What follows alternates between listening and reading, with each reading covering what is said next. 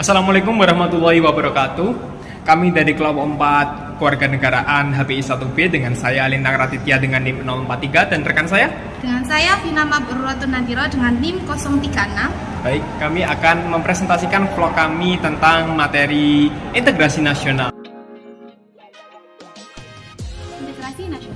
Integrasi nasional berasal dari kata integration yang artinya persatuan dan nation yang artinya bangsa. Integrasi nasional juga bisa diartikan sebagai sebuah metode untuk mengkoordinasikan berbagai bagian-bagian, fungsi, dan tugas dalam suatu aktivitas. Sehingga integrasi merupakan metode dalam bekerja sama yang tidak saling bertentangan untuk mencapai suatu tujuan. Terdapat beberapa pengertian integrasi nasional menurut para ahli. Yang pertama, Safruddin Bahar yang menyatakan bahwa integrasi nasional adalah upaya menyatukan seluruh unsur suatu bangsa dengan pemerintah dan wilayahnya. Yang kedua, ada Riza Nur Alfani yang menyatakan bahwa integrasi nasional adalah pembentukan suatu identitas nasional dan penyatuan berbagai kelompok sosial dan budaya ke dalam suatu kesatuan wilayah. Selanjutnya ada Juliati Suroyo yang menyatakan bahwa integrasi nasional adalah bersatunya suatu bangsa yang menempati wilayah tertentu dalam sebuah negara yang berdaulat. Yang selanjutnya ada Ramlan Supakti yang mengatakan bahwa integrasi nasional adalah proses penyatuan berbagai kelompok sosial budaya dalam satu kesatuan wilayah dan dalam suatu identitas nasional. Dalam realitas, integrasi nasional dapat dilihat dari 3 aspek. Yang pertama, aspek politik atau integrasi politik. Integrasi politik adalah serangkaian kegiatan yang berkaitan dengan penentuan dan pelaksanaan tujuan. Tujuannya dimaksud di sini adalah tujuan komunitas, bukan tujuan individu. Selain itu, politik juga melibatkan aktivitas berbagai kelompok termasuk partai politik dan aktivitas individu. Integrasi politik dapat dipahami sebagai solidaritas politik untuk membangun negara dan mewujudkan tujuan nasional. Yang kedua, ada integrasi ekonomi. Integrasi ekonomi timbul akibat saling bergantungnya suatu daerah dengan daerah lainnya dalam upaya memenuhi kebutuhan pokok di masyarakat. Adanya saling ketergantungan tadi menimbulkan daerah dan masyarakat yang berbeda latar belakangnya untuk melakukan kerjasama yang bersinergis dan saling menguntungkan. Sedangkan integrasi ekonomi sendiri adalah penghilangan atau eliminasi hambatan-hambatan antar wilayah untuk bekerja sama, seperti peraturan dan adat untuk membuat aturan-aturan bersama yang mampu menciptakan kesatuan di bidang perekonomian.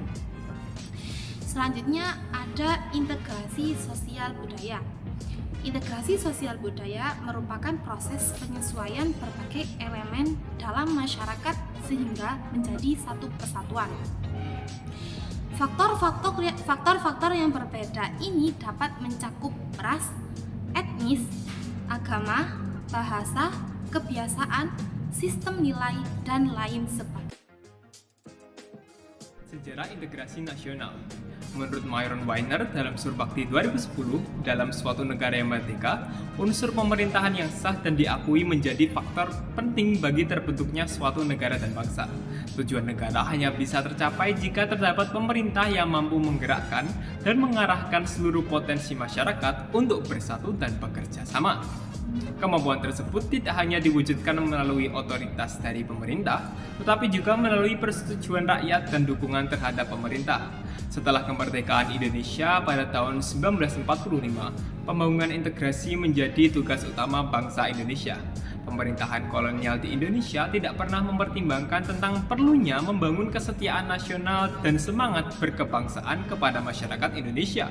Mereka lebih mengutamakan untuk membangun kesetiaan kepada sesama penjajah untuk kepentingan integrasi pribadi kolonial. Upaya penumbuhan kesetiaan nasional dapat dilakukan melalui pembangunan integrasi bangsa. Namun, upaya tersebut juga menemui tantangan tersendiri. Negara Indonesia terdiri dari berbagai macam suku dan ras yang berbeda yang kemudian bersepakat untuk bersatu menjadi suatu bangsa yang besar. Dilihat dari banyaknya etnik dan ikatan primordial di Indonesia, menimbulkan pembangunan integrasi bangsa semakin penting. Namun pembangunan integrasi nasional tidak terlepas dari berbagai hambatan yang ada di Indonesia. Beberapa tantangan dalam membangun integrasi nasional. Yang pertama, tantangan horizontal, yakni multikulturalisme. Dalam dimensi horizontal, tantangan berakar pada perbedaan suku, agama, ras, dan geografi.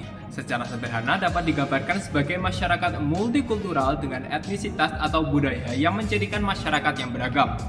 Konsep multikulturalisme sendiri menekankan keberagaman budaya dalam konteks kesetaraan. Menanggulangi tantangan dalam membangun integrasi nasional.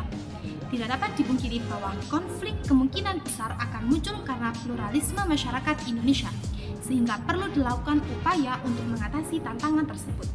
Beberapa cara dalam mengatasi tantangan integrasi nasional. Yang pertama, ada meningkatkan rasa cinta terhadap tanah air. Cinta tanah air adalah perasaan cinta terhadap bangsa dan negara. Yang kedua, ada meningkatkan kesadaran berbangsa dan bernegara Indonesia, bahwa setiap individu yang hidup dan terikat pada aturan dan patronase Negara Kesatuan Republik Indonesia harus mempunyai sikap dan perilaku pribadi yang unggul, bersumber dari kemauan pribadi yang didasari oleh keikhlasan atau kesediaan bertindak demi kepentingan bangsa dan negara Indonesia. Yang terakhir, ada menjadikan Pancasila sebagai ideologi negara, adalah ideologi yang berakar pada seluruh nilai-nilai Pancasila. Pancasila sebagai ideologi negara berpandangan bahwa nilai-nilai Pancasila merupakan inspirasi dan cita-cita hidup bangsa Indonesia. Kesimpulan dari materi yang kami sampaikan adalah integrasi merupakan upaya pembentukan suatu identitas dengan menggabungkan seluruh unsur-unsur sosial dan budaya yang ada pada Kepulauan Nusantara. Integrasi nasional diperlukan untuk menjaga persatuan dalam sebuah bangsa. Terdapat beberapa cara dalam mengatasi tantangan integrasi nasional. Salah satu di antaranya adalah meningkatkan kesadaran berbangsa dan bernegara, bahwa setiap individu yang hidup terikat pada aturan dan patronase negara kesatuan. Dengan meningkatkan kesadaran berbangsa dan bernegara akan memudahkan kita dalam menjaga persatuan di Indonesia tercinta. Terima kasih atas waktu dan perhatiannya. Kami akhiri. Wassalamualaikum warahmatullahi wabarakatuh. Waalaikumsalam warahmatullahi wabarakatuh. Terima kasih.